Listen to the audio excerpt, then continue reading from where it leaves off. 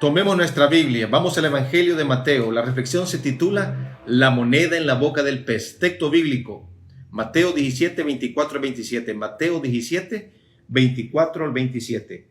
Cuando Jesús y sus discípulos llegaron a Capernaum, los que cobraban el impuesto del templo se acercaron a Pedro y le preguntaron: ¿su maestro no paga el impuesto del templo? Sí lo paga, respondió Pedro. Al entrar Pedro en la casa, se adelantó Jesús a preguntarle: ¿tú qué opinas, Simón?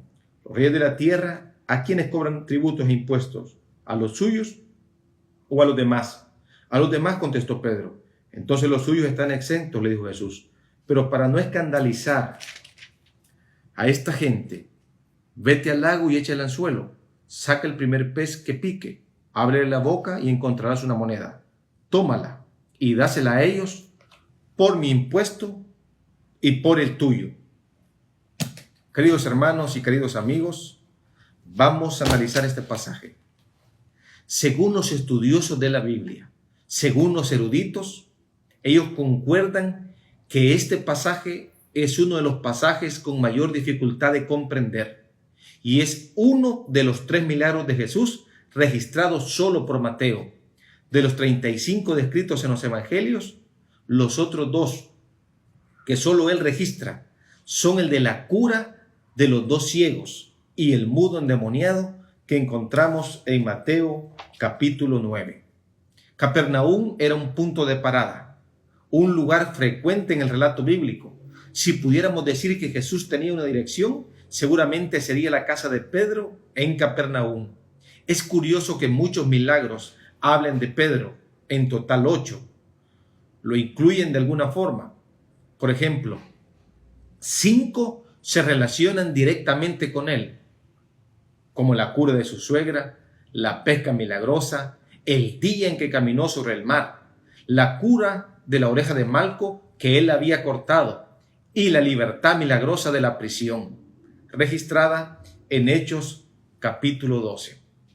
Aunque no se sepa cuántos milagros exactamente hizo nuestro Señor Jesucristo, se nota que la elección de los 35 dispuestos en las Escrituras están registrados para darnos lecciones importantes. Ningún milagro está por casualidad. Todos pretenden dejarnos enseñanzas. Si miramos de cerca este milagro, saltan a la vista algunas singularidades como el hecho de que solo aparece en Mateo. Puede haber sido por un interés especial y particular de él, ya que había sido recolector de impuestos. Antes de conocer a Jesús, él recolectaba impuestos. Antes de seguir a Jesús, él recolectaba impuestos. Este milagro es el único que Jesús obró, por el cual él mismo se benefició por el milagro. Dáselo por mí y por ti. Se sabe que nunca usó un poder divino en beneficio propio, siempre para los demás. Él estaba preocupado con el escándalo, con el alboroto que iban a hacer los otros, así que logró en beneficio de los demás. Es el único milagro que involucra dinero, tal vez una razón más por la cual Mateo se interesó por esta historia. También es el único milagro que incluía a un único pez. Fueron 5 los milagros con relación a peces, y este es el único pez mencionado allá en el Evangelio según San Mateo. En los Evangelios es la única pesca en la que se menciona el anzuelo, ya que es curioso, pues los discípulos eran pescadores profesionales, pero con redes.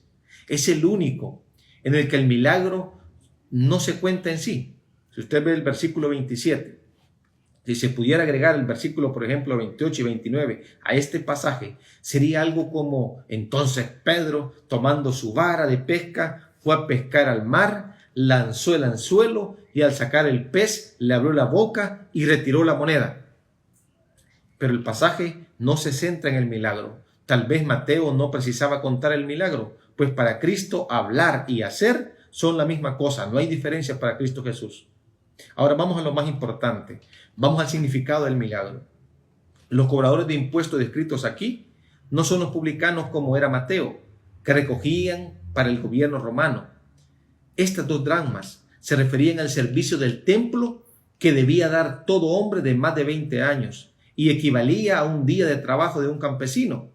Esto resalta la extrema pobreza en la que vivía Jesús, nuestro Maestro, pues él no tenía a su disposición esta cantidad. Si lo hubiera tenido, no habría obrado el milagro, no hubiera sido necesario. No se puede ver en ninguno de los evangelios a Jesús tratando personalmente con dinero. No existía una moneda del valor específico de los 2 dracmas. Era común entonces que 2 hombres se juntaran y dieran un estatero que era el equivalente a 4 monedas. La respuesta del recolector es retórica, del tipo: ¿vuestro maestro no paga las dracmas del templo? ¿Las paga? No quería caer en el riesgo de hablar mal de Jesús, de que no cumplía con sus compromisos, con sus obligaciones. Y al hacerle la consulta, Pedro le respondió sin consultar a Jesús. Quería proteger a Jesús. Pero, queridos hermanos, nuestro maestro no necesita protección, no necesitaba la protección de Pedro. En el versículo 25, Pedro entra en la casa y fue a conversar con Jesús, que ya le anticipó la pregunta con otra pregunta. Él le dijo: sí, al entrar él en casa, Jesús le habló primero, dice la palabra.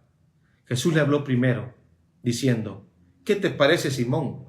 Los reyes de la tierra, ¿de quiénes cobran los tributos o los impuestos? ¿De sus hijos o de los extraños? Queridos hermanos, es interesante pensar que este capítulo de la Biblia comienza hablando de la divinidad y termina hablando con la humanidad de Cristo. Comienza con la transfiguración, y termina con el pago de impuestos. La acción más cotidiana de las personas civiles era pagar impuestos. Lo curioso es que los levitas, sacerdotes y profetas no pagaban este impuesto. Y Jesús era maestro, con discípulos, y considerado el profeta de los profetas. Él sabía que no necesitaba pagar el impuesto. Además, es hijo de Dios. Si había un impuesto que no debía pagar, era ese, porque el templo, los servicios, las ceremonias, todo en él apuntaba a Jesús. Él era el objetivo del templo. Pagar el impuesto significaba admitir que él no era profeta. No pagar era deslealtad al templo y a los servicios. Y Jesús pagó como pagó. El dilema se acabó, pues él mostró lealtad al templo, pero también demostró su divinidad para obrar milagros. Hay una pregunta: ¿dónde está el milagro en la historia? La moneda en la boca del pez no es exactamente algo extraordinario, ya que hasta hoy es posible encontrar en estos animales, por ejemplo, a veces los abren y les encuentran cosas brillantes en la boca, por las cuales se sienten a veces atraídos y los animalitos las comen. ¿Podría Pedro pescar exactamente ese pez, el primer pez que se enganchó y con el monto exacto del impuesto? El milagro está en la suma de todos estos factores. Todo junto demuestra el control que Cristo tiene sobre la naturaleza. Pero vamos a lo más importante, hermanos, las lecciones del milagro. Dios tiene el control sobre todas las circunstancias de la vida. Nada que nos sucede escapa al control del Padre. Aunque las cosas parezcan difíciles o fuera de nuestro control, Él tiene las formas más inesperadas de solucionar las cosas. Y es confortante creer. La posición de Jesús deja una lección secundaria referente al compromiso civil. Aunque exento de este impuesto, en el capítulo 22, Él dijo: da al César lo que es del César. Enseña acerca de las instituciones y el compromiso con la vida religiosa. No se deje seducir por los argumentos diabólicos de que el uso que hacen del dinero, sea del gobierno o la iglesia, es lo que define o no su fidelidad a sus obligaciones. Queridos hermanos, Él mismo llamó a los líderes salteadores, pero pagó el impuesto. El milagro de Dios no exime el esfuerzo humano. Aunque la suma de factores sea milagrosa, Pedro tuvo que ir a pescar. ¿Quiere un milagro? Pide y busque, pero vaya al mar a pescar. Dios hizo lo que Pedro no podía hacer, pero solo eso, lo que Pedro podía hacer, lo tuvo que hacer. Nuestra vida siempre debe ser una bendición para otras. Debemos de ser una bendición para otras personas, aunque nuestros derechos sean perjudicados. Jesús tenía el derecho de no pagar este impuesto por ser rabí, profeta o hijo de Dios. La pregunta Pedro se respondía por sí misma. Sin embargo, queridos hermanos, en el versículo 27 dice, sin embargo, para no ofenderles, o sea, algo que podría molestarles la predicación del evangelio, entonces él se priva de sus derechos para no perjudicar a otras personas. Hay muchos cristianos con la manía de decir, hago lo que está correcto y no me arrepiento. Yo quiero hacerte un llamado esta noche. Buscamos nuestros intereses y no nos preocupamos con lo que los otros piensan o qué influencia tiene nuestra vida en otras personas. Piensa en sus modos, piensa en su vestimenta, piensa en sus diversiones al recordar el ejemplo de Cristo. Piensa si su influencia es para salvación, pues su vida debe servir para bendecir a otras personas. La comida y la bebida pueden servir para esto, no para escandalizar. Querido hermano, su vida debe provocar interés que atraiga a Cristo, aunque esto signifique perder sus derechos.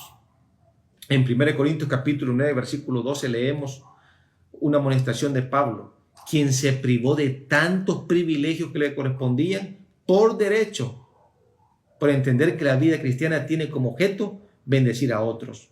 Si otros participan de este derecho sobre vosotros, cuánto más nosotros, decía él. Pero no hemos usado este derecho, sino que lo soportamos todo por no poner ningún obstáculo al evangelio de Cristo. Es lo que dice el apóstol Pablo en 1 Corintios 10, 23 a 33.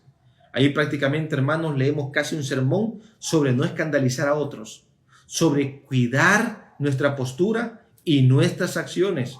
La lección fue fuerte para Pedro, que más tarde escribió en 1 de Pedro 2, 13 al 15, y para nosotros, ¿cómo es? ¿A quién le debe usted? Yo le pregunto, ¿a quién le debe usted impuesto?